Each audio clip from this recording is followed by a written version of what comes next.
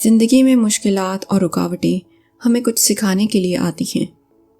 آئیے ایک کہانی سے کچھ سیکھنے کی کوشش کرتے ہیں۔ پرانے وقتوں کی بات ہے کہ ایک بادشاہ نے اپنے سپاہیوں کو حکم دیا کہ راہگیروں کے راستے میں ایک بہت بڑا پتھر رکھ دیا جائے۔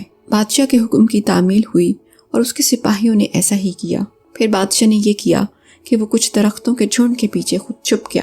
وہ یہ دیکھنا چاہتا تھا کہ ایسا کون سا انسان ہے جو اتنے بڑے پتھر کو اس راستے سے ہٹائے گا۔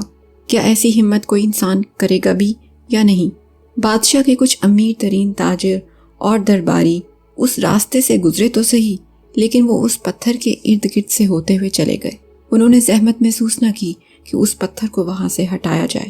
کچھ لوگ ایسے بھی گزرے جو اس بادشاہ پہ لعن طعن کر رہے تھے کہ یہ سارا کا سارا بادشاہ کا قصور ہے کہ اس نے کیوں راستوں کو صاف نہیں رکھا۔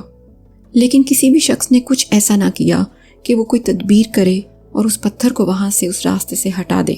ایک دن کیا ہوا کہ ایک کسان کا گزر وہاں سے ہوا جو اپنی سبزیاں لے کر وہاں سے گزر رہا تھا۔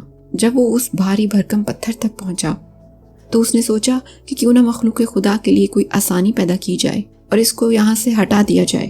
اس نے اپنی سبزیاں اپنے کندھے سے نیچے اتاریں اور اس کے بعد اس پتھر کو ہٹانے کی کوشش کرنے لگا۔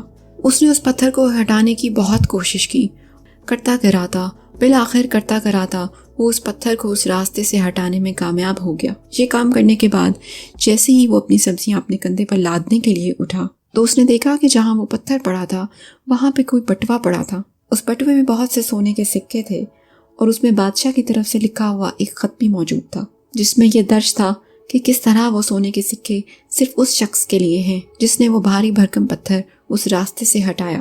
ہم زندگی میں دیکھتے ہیں کہ بہت سارے کاموں میں ہمیں کچھ رکاوٹوں کا سامنا کرنا پڑتا ہے۔ اس کہانی سے ہم نے یہ سیکھا کہ وہ رکاوٹیں ظاہری طور پر چاہے رکاوٹیں ہی ہوں، لیکن وہ ہمارے لیے ایک اپرچونٹی کا کام کرتی ہیں، ایک ایسی اپرچونٹی جس سے ہمارے حالات کو بہتر کیا جا سکے۔ سست اور کاہل انسان ان رکاوٹوں پر صرف اور صرف شکوے شکایات ہی کر سکتے ہیں، لیکن جن کے دلوں پر خدائے عظیم کا کرم و فضل ہے وہ ان رکاوٹوں کو اپرچونٹیز کی طرح دیکھتے ہیں، اور یہ ان کو اس راہ پر مزید مضبوط کر دیتے ہیں کہ وہ ضرور ان چیلنجز اور ان رکاوٹوں کا سامنا کرتے ہوئے اپنے منزل مقصود تک پہنچیں گے۔